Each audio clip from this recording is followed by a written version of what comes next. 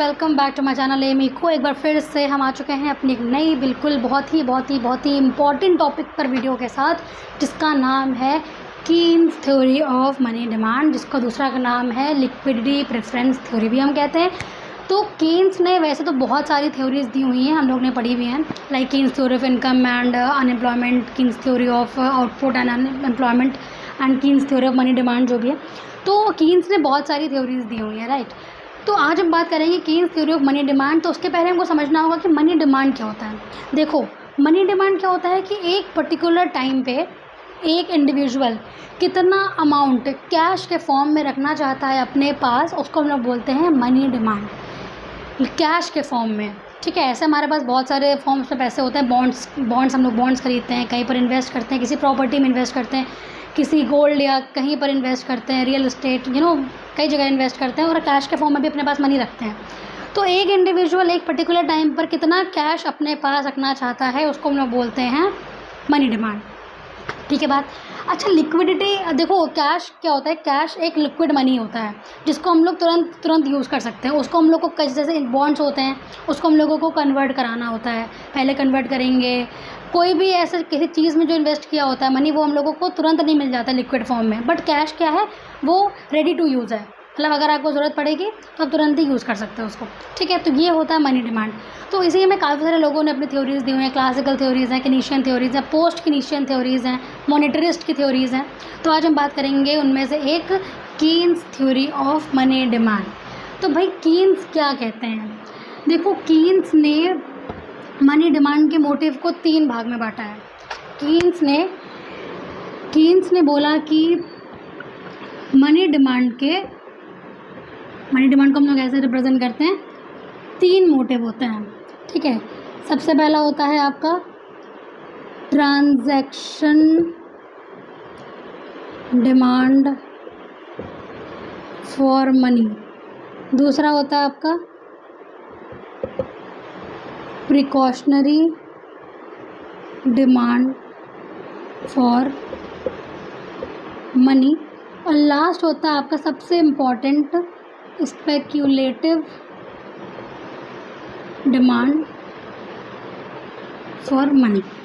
ठीक है, तो ट्रांजैक्शन डिमांड फॉर मनी क्या होता है। देखो, ट्रांजैक्शन क्या मतलब होता है, मतलब लेना देना। ठीक है, हम लोगों को जब भी कोई सैलरी मिलती है या कोई भी मंथली वर्क करता है, तो मोस्टली लोगों को सैलरीज मंथली ही मिलती है। देखो, एक्सेप्शंस के बाद हम नहीं कर रहे हैं यहाँ पे, मोस्टली लोगों को सैलरी मंथली मिलती है। हमने महीना भर काम किया, हमें महीने के एंड में सैलरी मिलती है। तो क्या हम लोग ऐसा करते हैं कि महीने भर बाद जब सैलरी मिलेगी उसी दिन सारा खर्चा करेंगे? ऐसा तो नहीं करते हैं। हमारे डे टू डे ट्रांजैक्शन बहुत सारे होते हैं। कभी कुछ राशन लाना है, सब्ज़ी लानी है, घर के कुछ खर्चे होते हैं। अगर हम घर के पॉइंट ऑफ व्यू से देखें, फर्म्स में बहुत सारे खर्चे होते हैं। ठीक है, तो जो डे टू डे खर्चे होते हैं, तो वो क्या हम इंतज़ार करते हैं कि जब हमारी सैलरी आएगी तब करेंगे? नहीं। तो वो उस खर्चों को पूरा करने के लिए जो मनी डिमांड करता है कोई भी इंडिविजुअल, ठीक है, तो डे टू डे एक्सपेंसेस को बियर करने के लिए हम लोग जो मनी डिमांड करते हैं उसको हम लोग बोलते हैं ट्रांजैक्शन डिमांड फॉर मनी, मतलब कि रोज़ के खर्चे। ठीक है, सेकेंड है आपका precautionary demand for money. Precautionary का मतलब क्या होता है। देखो, जब भी हम लोग कोई सेफ्टी मेजर लेकर चलते हैं ना, मतलब कोई इमरजेंसी में ऐसे मान लो कुछ काम होना, प्रिकॉशंस लेना क्या होता है, मतलब कि आप सेफ साइड भी लेकर चलो।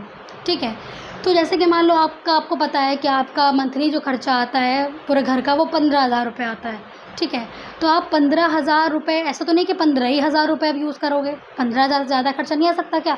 मान लो कोई ऐसा सडन कोई ऐसी इमरजेंसी पड़ जाती है, घर में कोई बीमार पड़ जाता है, कुछ भी XYZ रीज़न से ऐसा हो सकता है कि हमें 15,000 से ज़्यादा की ज़रूरत पड़े, तो क्या हम क्या करेंगे, छोड़ देंगे उसको? ऐसे नहीं करेंगे। तो वो भी तो एक मनी डिमांड हमें करनी पड़ेगी। वो तो उस काम के लिए, उस पर्टिकुलर वर्क के लिए हम जो मनी डिमांड कर रहे हैं वो क्या है, प्रिकॉशनरी। ठीक है, मान लो हम लोग डे टू डे अपना जाते आते हैं, कहीं पर कोई कन्वेंस लगता है हमारा, तो मान लो अगर हमको जाने में 150 रुपीज़ लग रहा है, 150 रुपये लग रहा है, तो क्या हम एकदम नेट 150 रुपये लेकर जाएंगे? भाई 10, 5, 20, 50 रुपये एक्स्ट्रा भी तो लेकर जाएंगे। मान लो पब्लिक कन्वेंस ना मिला या हमारी गाड़ी पंचर हो गई या बहुत सारे रीजंस हैं, तो ये ऐसे मेजर्स हैं जो हर महीने या हर दिन के खर्चे नहीं होते ये, बट समटाइम्स ये खर्चे ऐसे आकर हो सकते हैं जब आपको पैसों की ज़रूरत सडनली पड़ सकती है। तो वो हम लोग कह सकते हैं कि एक रिजर्व के रूप में हम जो मनी अपने पास रखते हैं, तो इस समय पे हम लोग जो मनी डिमांड करते हैं ना प्रिकॉशनरी चीज़ों के लिए, प्रिकॉशनरी एक्टिविटीज़ के लिए, तो उस मनी डिमांड को हम लोग बोलते हैं precautionary demand for money. Speculative का मतलब हिंदी में होता है सट्टेबाजी, ठीक है। स्पेक्यूलेटिव में बेसिकली जो इंडिविजुअल है वो रिस्क लेता है। तो सबसे इम्पॉर्टेंट जो है वो कीन्स की थ्योरी में स्पेक्यूलेटिव डिमांड फॉर मनी ही है, ठीक है। उसके पहले एक चीज़ समझ लेते हैं कि ट्रांजैक्शन डिमांड और प्रिकॉशनरी डिमांड, ये दोनों डिमांड जो है is the function of y, ठीक है।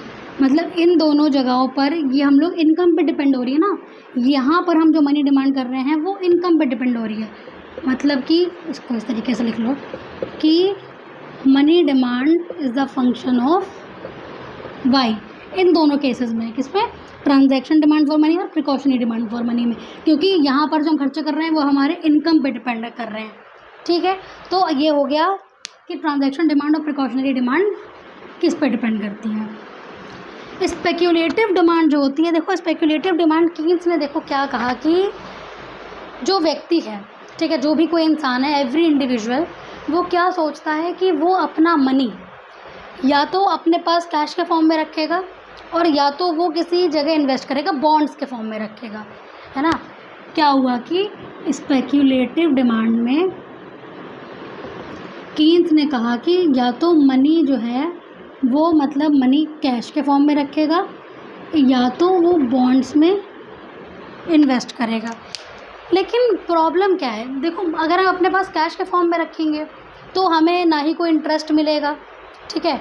बट एक मतलब क्या कह सकते हैं उसको, एक फ़ायदा ये है कि तुरंत कन्वर्टेबल है, यूज़ हमें ज़रूरत पड़ेगी तुरंत हम कैश निकाल कर जा सकते हैं, हमें बैंक जाने की कोई ज़रूरत नहीं है, हमें टाइम लगाने की कोई ज़रूरत नहीं है, ठीक है। और हमें कोई इंटरेस्ट भी नहीं मिलेगा, अगर हम अपने पास कैश रख रहे हैं तो हमें तो कोई इंटरेस्ट नहीं मिलेगा। बट उल्टा क्या होगा, बॉन्ड्स में क्या होगा, अगर हम किसी बॉन्ड्स में इन्वेस्ट कर रहे हैं तो पहली बात तो हमको इंटरेस्ट मिलेगा, ठीक है। दूसरी बात हमको कैपिटल गेन या कैपिटल लॉसेस होंगे। बट यहाँ पर क्या है कि हमको जाना पड़ेगा, कन्वर्ट कराना पड़ेगा, ब्रोकरेज फीस देनी पड़ेगी, बहुत सारे XYZ रीजंस हैं। तो एक इंडिविजुअल कैसे डिटरमाइन करेगा कि उसे कितना अपने पास कैश में रखना है और कितना अपने पास बॉन्ड्स में उसको इन्वेस्ट करना है, ये बताया है कीन्स ने। इसका जवाब दिया है कीन्स की लिक्विडिटी प्रेफरेंस थ्योरी ने, ठीक है। आओ समझते हैं। स्पेक्यूलेटिव डिमांड ऑफ मनी में फॉर मनी में कीन्स ने बताया कि लोग जो हैं वो बॉन्ड्स में क्यों इन्वेस्ट करना नहीं चाहते हैं। ग्रेट डिप्रेशन के टाइम पे, मतलब कि 1930s के टाइम पे, जब अमेरिका के भी 1/3 बैंक ख़त्म हो चुके थे, मतलब बैंकरप्ट हो चुके थे, शेयर मार्केट भी बिल्कुल ख़त्म हो चुका था, ठीक है। तो उस समय पर लोगों के अंदर क्या था, एक डर था कि हम अगर बैंक में जमा करेंगे या शेयर में पैसा लगाएंगे तो हमारा पैसा सेफ़ नहीं है। तो लोगों ने क्या करना स्टार्ट किया कि अपने पास पैसा रखना स्टार्ट किया कि भाई हम अपने पास रख लें, वो ज़्यादा सेफ़ है, बाहर पैसा सेफ़ नहीं है। तो लोगों ने बॉन्ड्स में इन्वेस्ट करना छोड़ दिया। बट यहाँ पर जैसे कि अगर हम ये कहते हैं, बता रहे हैं कि अगर लोग बॉन्ड्स में इन्वेस्ट कर रहे हैं तो कब तक करेंगे और क्यों नहीं करेंगे, ठीक है। तो देखो पहली बात तो जो स्पेक्यूलेटिव डिमांड फॉर मनी में जो मनी डिमांड है वो किस पे डिपेंड करता है, रेट ऑफ इंटरेस्ट पे, ना कि इनकम पे। जैसे ट्रांजैक्शन मनी और ट्रांजैक्शन डिमांड और प्रिकॉशनरी डिमांड में क्या था, वो इनकम पे डिपेंड कर रहा था। बट यहाँ पर money demand is depending upon r which is inversely related. मतलब कि अगर रेट ऑफ इंटरेस्ट बढ़ेगा तो बॉन्ड का प्राइस घटेगा और मनी डिमांड भी कम होगी, या तो अगर रेट ऑफ इंटरेस्ट कम होएगा बॉन्ड का प्राइस बढ़ेगा, मनी डिमांड बढ़ेगी। कैसे, अगर देखो रेट ऑफ इंटरेस्ट ज़्यादा है, मतलब कि ज़्यादा इंटरेस्ट मिलेगा हमें, बॉन्ड प्राइस कम हो जाएगा, तो हम खरीदेंगे। अब अगर हम बॉन्ड्स खरीद रहे हैं तो हमारे पास जो कैश रखने की जो हमारी डिमांड है वो तो कम हो गई, हमें कैश में नहीं रखना पैसा, हमको तो बॉन्ड्स में इन्वेस्ट करना है, ठीक है। तो बॉन्ड प्राइस कम हो गया तो मनी डिमांड कम होगी। तो आर और MD मतलब कि रेट ऑफ इंटरेस्ट और मनी डिमांड इनवर्सली रिलेटेड हुए कि नहीं हुए? ये बढ़ेगा तो ये घटेगा, ये घटेगा तो ये बढ़ेगा। ये दोनों चीज़ें बहुत इंपॉर्टेंट है कि रेट ऑफ इंटरेस्ट और एमडी में कैसा रिलेशनशिप होता है, इनवर्सली रिलेटेड रिलेशनशिप होता है। अच्छा, बॉन्ड्स में इन्वेस्ट करने का बहुत सारे फ़ायदे हैं और मनी को अपने पास रखने का भी बहुत सारे फ़ायदे हैं। अब जैसे हमने कीन्स ने बोला कि हमें जैसे कि या तो बॉन्ड्स में पैसा रखना है या अपने पास मनी में रखना है। तो बॉन्ड्स में अगर हम पैसा रख रहे हैं तो हमारे पास क्या है, एक तो हमको इंटरेस्ट मिलेगा प्लस हमको कैपिटल गेन मिलेगा या तो लॉस मिलेगा। सेकेंडली, अगर हम अपने पास मनी रख रहे हैं कैश की फॉर्म में तो हमें कोई इंटरेस्ट नहीं मिलेगा, बट ये हमें बैंक जाना अवॉइड होगा कि हम बैंक नहीं जाएंगे और तुरंत रेडी टू यूज़ मनी है, मतलब कि बस हमारे पास कैश रखा हुआ हमने तुरंत निकाला और यूज़ कर लिया, तो बट हमें कोई इंटरेस्ट नहीं मिलेगा, कोई फ़ायदा नहीं होगा। बट यहाँ फ़ायदा तो है बट थोड़ा सा टाइम कंज्यूमिंग है, ठीक है। तो ये दोनों चीज़ें डिफरेंस है। अब हमको ये समझना है कि जो कोई भी इंडिविजुअल अपने पास बॉन्ड्स कितना रखेगा, मनी डिमांड कितना करेगा, ठीक है। ये बताया कीन्स की थ्योरी ने। तो जैसे कि अभी हमने पढ़ा कि बॉन्ड्स में हमें रेट ऑफ इंटरेस्ट मिलेगा और कैपिटल गेन और कैपिटल लॉस भी मिलेगा। तो ये कैपिटल गेन और कैपिटल लॉस क्या होता है? कैपिटल गेन और कैपिटल लॉस क्या होता है? फॉर एग्जांपल, हमने इनिशियली अभी 500 रुपये का कोई बॉन्ड खरीदा, हमने कोई बॉन्ड खरीदा 500 रुपये का, बट कुछ समय बाद उसकी डिमांड बढ़ गई जिसकी वजह से उसका प्राइस बढ़ गया, तो कुछ समय बाद वो प्राइस कितना हो गया, 900 रुपये, ठीक है। तो हम अपना बॉन्ड बेच देंगे। तो आज की डेट में हमने जो बॉन्ड 500 रुपये का ख़रीदा था उसमें हमको इंटरेस्ट तो मिल ही रहा है, प्लस इन दोनों का जो डिफरेंस है दैट इज़ 400 रुपये, वो हमको क्या है, कैपिटल गेन, वो हमको गेन भी तो हो रहा है क्योंकि आने वाले समय में बॉन्ड का प्राइस बढ़ गया, हमने अपना बॉन्ड बेच दिया, हमारे पास क्या हो गया, कैपिटल गेन। सिमिलरली, मान लो हमने आज बॉन्ड खरीदा 500 रुपये का, कल उसकी कीमत हो गई 300 रुपये, तो हमको यहाँ पे हो गया घाटा 200 रुपये का, तो इसको हम लोग क्या बोलेंगे, कैपिटल लॉस, ठीक। बट उसके बाद कीन्स ने ये बोला कि जो भी कोई भी इंडिविजुअल है वो रेट ऑफ इंटरेस्ट से ज़्यादा कैपिटल गेन को प्रायोरिटी देता है, प्रेफरेंस देता है। मतलब कि अगर हमको किसी बॉन्ड में रेट ऑफ इंटरेस्ट मिल रहा है, मतलब इंटरेस्ट तो मिल रहा है जो मिल ही रहा है, बट और कैपिटल गेन मिल रहा है, तो हम ज़्यादा ध्यान कैपिटल गेन पे देंगे कि अगर कैपिटल गेन हो रहा होगा तो हम इन्वेस्ट करेंगे बॉन्ड्स में, और कैपिटल लॉस हो रहा होगा तो हम इन्वेस्ट नहीं करेंगे। जनरल रहेगी तो चीज़ कि अगर हमें पता है कि आने वाले समय में हमें लॉस होगा तो हम उसमें इन्वेस्ट नहीं करेंगे। तो उसके लिए देखो क्या होता है, एक सर्टेन नॉर्मल इंटरेस्ट रेट होता है, ठीक है। हम सबको पता है कि हमें सबको पता होती है कि इस चीज़ का ये भाव जो है, इसका प्राइस जो है वो नॉर्मल प्राइस ही है। फॉर एग्जांपल, जैसे आजकल टमाटर के रेट बहुत ज़्यादा हाई चल रहे हैं, तो वो नॉर्मल रेट नहीं है टमाटर का। हमको पता है कि टमाटर आज अगर 200 रुपये किलो है तो वो कल को 30 रुपये किलो में आएगा ही आएगा, ठीक है, हमको पता है ये बात। तो नॉर्मल इंटरेस्ट रेट, मान लो हमें पता है कि नॉर्मल इंटरेस्ट रेट 8% है, ठीक है।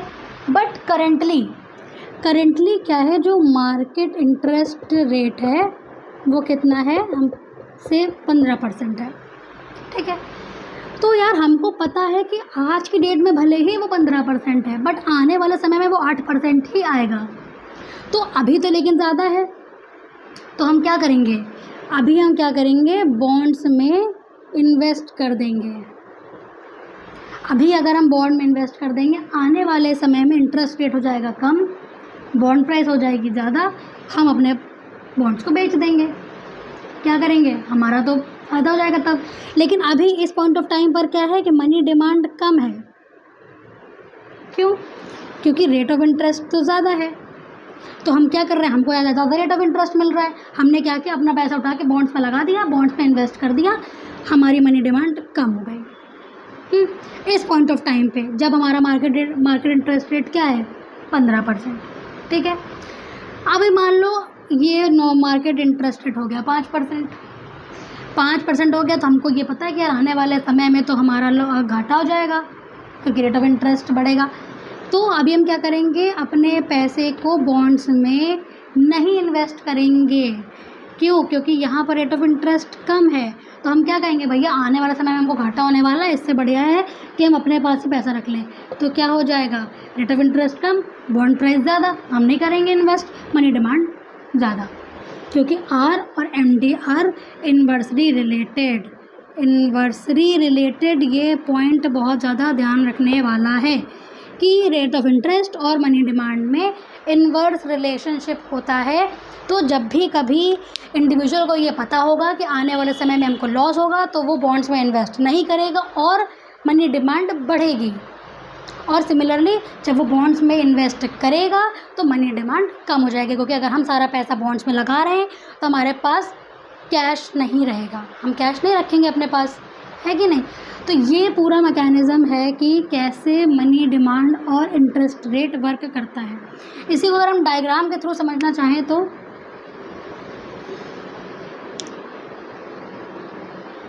ये समझ लीजिए आप, रेट ऑफ इंटरेस्ट है, ये है मनी डिमांड।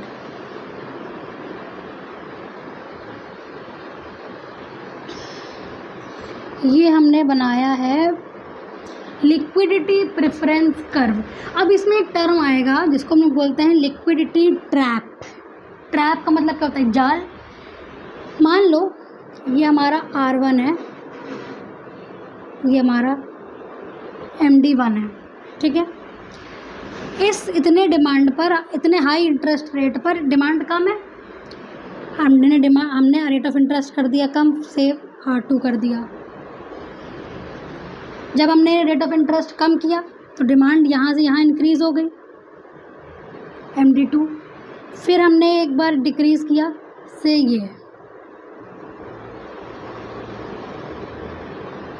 ये हमने किया R3 और ये हो गया MD3। तो ये हम लोग, पहली बात तो इसको हम लोग बोलते हैं लिक्विडिटी प्रेफरेंस कर्व, ठीक है। अब जब यहाँ पर हमने देखा कि जैसे जैसे हमारी रेट ऑफ इंटरेस्ट कम हो रहा है, मनी डिमांड हमारा बढ़ रहा है, ठीक है, ये हमने भी पढ़ा भी कि इन्वर्स रेट होता है। फिर अब यहाँ R3 पे आने के बाद ये जो है ये रेट ये कांस्टेंट हो गया। अब मनी डिमांड तो बढ़ती जा रही है,